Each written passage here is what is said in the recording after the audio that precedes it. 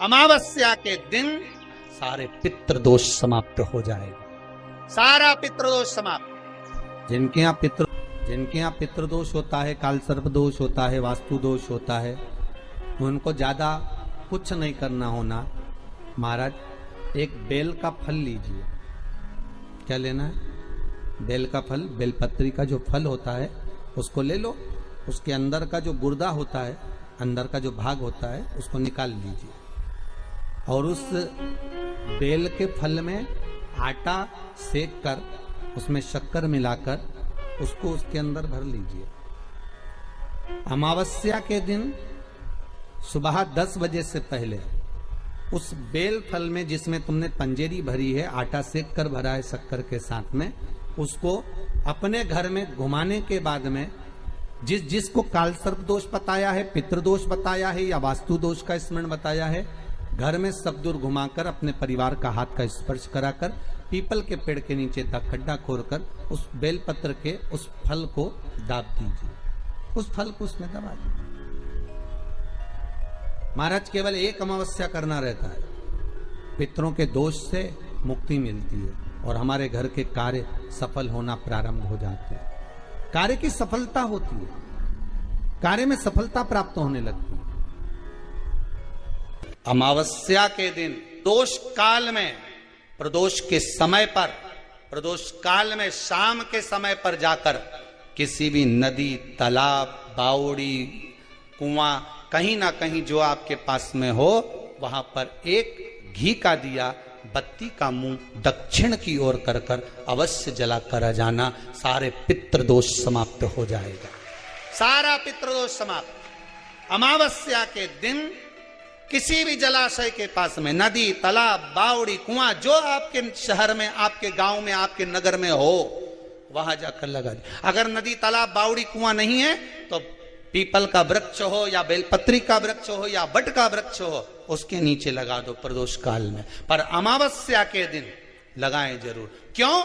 क्योंकि अमावस्या के दिन पितृ शाम के समय प्रदोष काल में शंकर भगवान का नाम जाप कर कर नदी, तालाब, बावड़ी पर पानी पीने जाते हैं। वहां से जल का आचमन कर कर पितृ अपने लोक को चले जाते हैं प्रदोष काल के समय पर। इसलिए प्रदोष काल में जलाशय के पास में, बावड़ी, कुआं, नदी, तालाब के किनारे पर दिया लगाया जाता है दक्षिण की ओर मुख कर कर बत्ती का। तो पितृ आशीर्वाद देते हुए जाते हैं कि फलो फूलो, आगे बढ़ो, उन्नति करो, तरक्की करो। ये पितरों का आशीर्वाद रहता है, पितरों का वर रहता है। आप देंगे उसको मिलेगा। पितृदोष है, ये आपको कैसे मालूम पड़ेगा?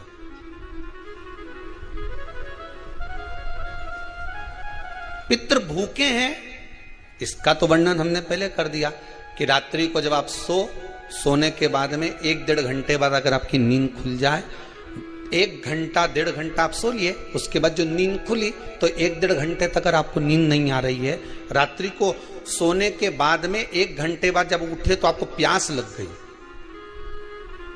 भूख लगने लगी, प्यास लगने लगी कि मेरे को पानी पीना पड़ेगा, घबराहट हो रही, पानी पीना पड़ेगा।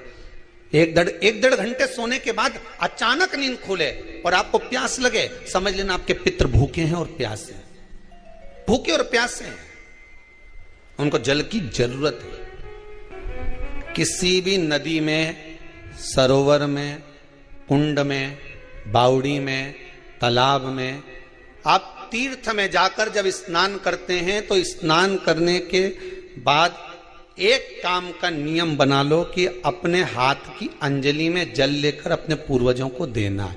प्यासे रहते हैं, भाग मांगते हैं, प्राप्त करना। 3 वृक्ष पितरों के तुल्य हैं।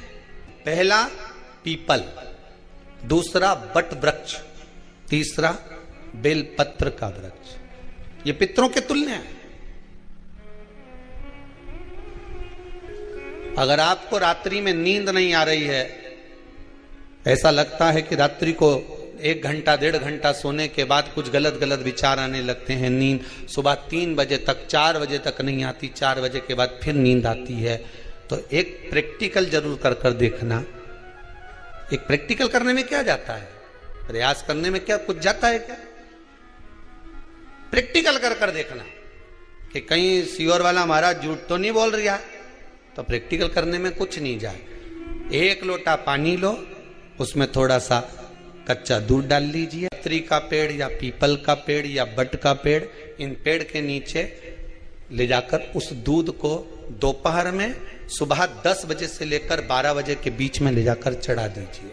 रात्रि को फिर ना आपको प्यास लगेगी ना भूख लगेगी, नींद एक बार लगी तो सुबह ही खुलेगी। प्रैक्टिकल करने में क्या जाता है? पानी डालने में तुम्हारा कुछ जाएगा? अरे बोलो तो सरी, प्रैक्टिकल करने में क्या जाता है? कुछ भी नहीं बिगड़ेगा। ये तो बस जल डालोगे तुम्हारा ही कुछ अच्छा हो सकता है, बाबा की कृपा। 3 वृक्ष पितरों के तुल्य हैं। पहला जम के बोलिए पीपल, दूसरा बट वृक्ष, तीसरा बेलपत्री का वृक्ष।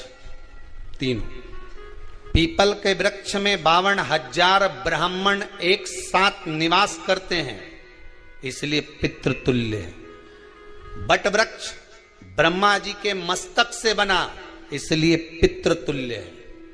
और बेलपत्री का वृक्ष माता पार्वती जी के अश्रु से बना। जब आंसू गिरे थे माता जगत जननी जगदम्बा पार्वती के, उस समय पर पितृलोक में हलचल उत्पन्न हो गई थी। हमारी नातिन की आंख में आंसू कैसे आ गए? मैनावती की पुत्री है।